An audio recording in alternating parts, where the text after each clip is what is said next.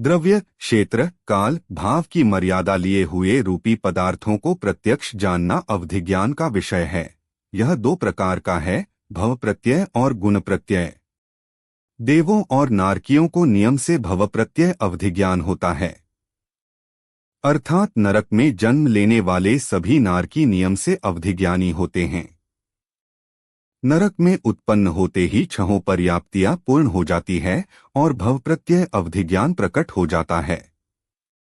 मिथ्यादृष्टि नारकियों का कुअवधि, विभंगावधि, समयक दृष्टि नारकी का ज्ञान सुअवधिज्ञान कहलाता है।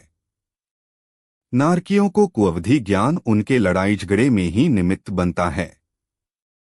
विभंग ज्ञान, कुअवधि ज्ञान से पूर्वापर के वैर का संबंध जानकर वे नारकी अशुभ और अपृथक विक्रिया द्वारा उन्हें मारते हैं और उनके द्वारा स्वयं मारे जाते हैं।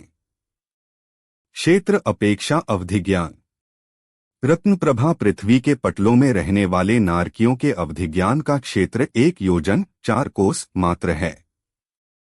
इसके आगे प्रत्येक पृथ्वी में उक्त अवधि क्षेत्र में से अर्ध कोस की कमी होती गई है, अर्थात दूसरी पृथ्वी में 3.5 कोस, तीसरी पृथ्वी में 3 कोस, चौथी पृथ्वी में 2.5 कोस, पांचवी पृथ्वी में 2 कोस, छठी पृथ्वी में 1.5 कोस और सातवीं पृथ्वी में 1 कोस अवधि ज्ञान का क्षेत्र है। यह उनकी मर्यादा है। वे इससे आगे के क्षेत्र की बात को नहीं जान सकते। त्रिलोकसार 202, तिलोय पण्णत्ति 2/272। नरकियों में क्षेत्र और काल अपेक्षा अवधिज्ञान। प्रथम नरक पृथ्वी के अवधिज्ञान का उत्कृष्ट क्षेत्र 4 कोस और उत्कृष्ट काल भिन्न मुहूर्त है। द्वितीय नरक पृथ्वी के अवधिज्ञान का उत्कृष्ट क्षेत्र 3.5 कोस और उत्कृष्ट काल यथा योग्य अंतर मुहूर्त है। तृतीय नरक पृथ्वी के अवधिज्ञान का उत्कृष्ट क्षेत्र 3 कोस और उत्कृष्ट काल यथा योग्य अंतर मुहूर्त है। चतुर्थ नरक पृथ्वी के अवधिज्ञान का उत्कृष्ट क्षेत्र 2.5 कोस और उत्कृष्ट काल यथा योग्य अंतर मुहूर्त है। पंचम नरक पृथ्वी के अवधिज्ञान का उत्कृष्ट क्षेत्र 2 कोस और उत्कृष्ट काल यथा योग्य अंतर मुहूर्त है। षष्ठम नरक पृथ्वी के अवधिज्ञान का उत्कृष्ट क्षेत्र 1.5 कोस और उत्कृष्ट काल यथा योग्य अंतर मुहूर्त है। सप्तम नरक पृथ्वी के अवधिज्ञान का उत्कृष्ट क्षेत्र 1 कोस और उत्कृष्ट काल अंतर मुहूर्त है।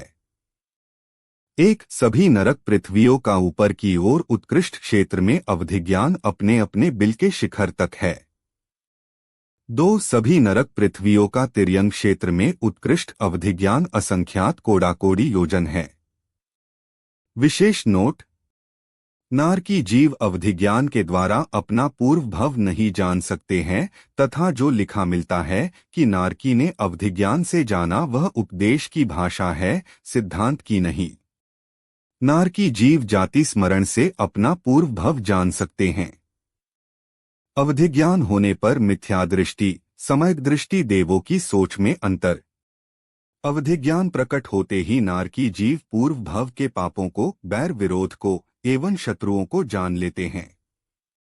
जो समयक दृष्टि है वे अपने पापों का पश्चाताप करते रहते हैं और मिथ्यादृष्टि पूर्व उपकारों को भी अपकार मानते हुए झगड़ामार काट करते हैं। कोई भद्र मिथ्यादृष्टि जीव पाप के फल को भोगते हुए अत्यंत दुहक से घबराकर वेदना अनुभव नामक निमित्त से समयक दर्शन को प्राप्त करते हैं।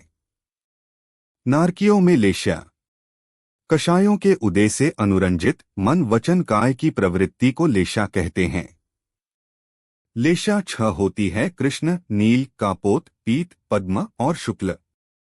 प्रारंभ की 3 लेशाएं अशुभ है और संसार की कारण है, शेष 3 लेशाएं शुभ है और मोक्ष की कारण है। नारकियों की लेशा अशुभत्तर होती है, तिर्यंचों की लेशा से भी अशुभ होती है। नारकी जीवों के प्रारंभ की 3 कृष्ण, नील, कापोत अशुभ लेशा होती है। नारकी जीव हमेशा ही अत्यंत अशुभ लेशा, अशुभ परिणाम, अशुभ शरीर, वेदना और अशुभ विक्रिया के धारक होते हैं। वे कुत्तों की तरह लड़ते हैं और परस्पर में दुख देते हैं। साथ ही वहां पंख भाग में रहने वाले संक्लेश परिणाम वाले असुर कुमार जाति के देव तीसरे नरक तक जाकर वहां के नारकियों को पूर्व भव का वैर स्मरण दिलाकर लड़ाते हैं। जिस प्रकार मनुष्य क्षेत्र में लोग कुश्ती, मेंढे और भैंसे आदि के युद्ध को प्रसन्नचित्त होकर देखते हैं, उसी प्रकार नरक में असुर कुमार जाति के देव नारकियों को लड़ाकर या उन्हें दुर्हखी होता देखकर मन में संतुष्ट होते हैं। धम्मा रत्न प्रभा में जघन्य कापोतलेशा, वंशा शर्करा प्रभा में मध्यम कापोतलेशा, मेघा बालुका प्रभा के ऊपर भाग उत्कृष्ट कापोत निचले भाग में जघन्य नील, अंजना पंख प्रभा में मध्यम नील लेशा, अरिष्टा धूम प्रभा के ऊपरी भाग में उत्कृष्ट नील निचले भाग में जघन्य कृष्ण, मघवी तमह प्रभा में मध्यम कृष्ण, माघवी महातमह प्रभा में उत्कृष्ट कृष्ण। अशुभत्तर परिणाम। परिणाम अर्थात शरीर के स्पर्श, रस, गंध, वर्ण को परिणाम कहते हैं।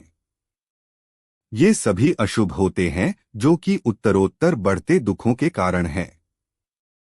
कोई इनके शरीर को स्पर्श नहीं कर सकता। रस भी बेकार है, गंध भी अशुभ है, इनका वर्ण भी अशुभ है, काला वर्ण है। ये सभी अशुभत्तर है जो उत्तरोत्तर बढ़ते दुखों के कारण है।